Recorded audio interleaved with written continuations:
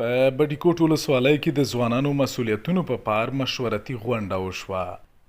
د ننګرهار ولایت بټي ولسوالۍ کې د ځوانانو پر مسؤلیتونو او پر ټولنه کې د اصلاحاتو پر راوستو کې د دوی پر ونډه مشورتي غونډه جوړه شوې وه. دغه غونډه چې نن ماسپښین پر 2 بجې د قرآن عظیم الشان په تلاوت پیل شوه او تر مازدیګر ناوخته یې دوام وکړ. غونډه کې د بټي ولسوالۍ اماراتي مسؤلینو او د بیلابیلو قاریو ځوانانو برخه اخیستې وه چې ګڼ شمېر ویناوالو د ځوانانو پر مسؤلیتونو ویناوې وکړې. د بټي ولسوالۍ د ځوانانو نماینده زاهد الله ملکزي د دغسې غونډو جوړول د ځوانانو لپاره ارزښتمن یاد کړل او زیاته یې کړه چې ځوانان د ټولنې د ملا تیر دی او د ټولنې په اصلاح کې رغنده رول لوبولی شي.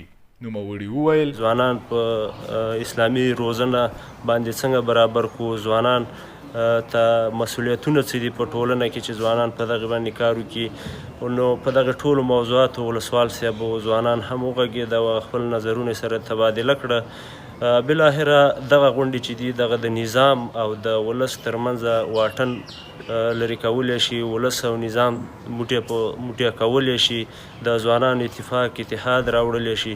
دیني عالم مولوي ذبیح الله عابد د ځوانانو لپاره د مشورتي غونډو جوړول ګټور یاد کړل او ویل چې ځوانانو ته د سمې لارو ښودل د ټولنې اصلاح ده.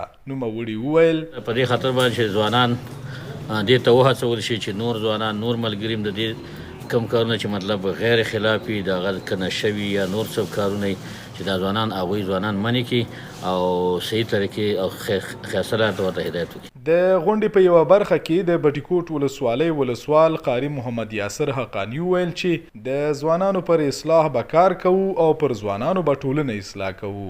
هغه زیاته کړه د ځوانانو په عقیده، فکر او نظر باندې کار کول او په ټولنه کې د ځوانانو په مسؤلیت باندې د ځوانانو ملګري علما ملګري وغږېدل.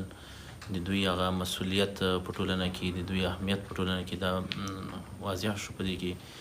نو د دغې مجلس نه مو هدف هم دا و تر څو د ځوانانو ته خپل مسؤلیتونه او خپل کم کارونه د دوی په تړاو لري هغه په ګوته کو. په آینده کې هم انشاءالله مونږ دغه پلان او دغه لرو چې د ځوانانو سره په دغه رقم مجلسونه وکړو، د دوی په فکر او عقیده او نظر باندې سالم کار وکړو تر څو پورې چې ځوانان په خپل مسؤلیت باندې او په ټولنه کې خپل مسؤلیت وپېژني او په سمه توګه یې ترسره کړي.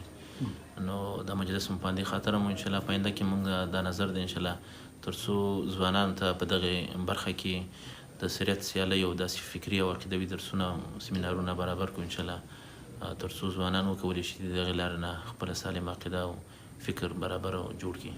د یادونې وړ ده چې دا لومړی ځل دی چې د نوي ولسوال قاري محمد یاسر حقاني له راتګ وروسته په بټي ولسوالۍ کې د ځوانانو سره د امارتي مسؤلینو مشورتي او اصلاحي غونډه جوړیږي.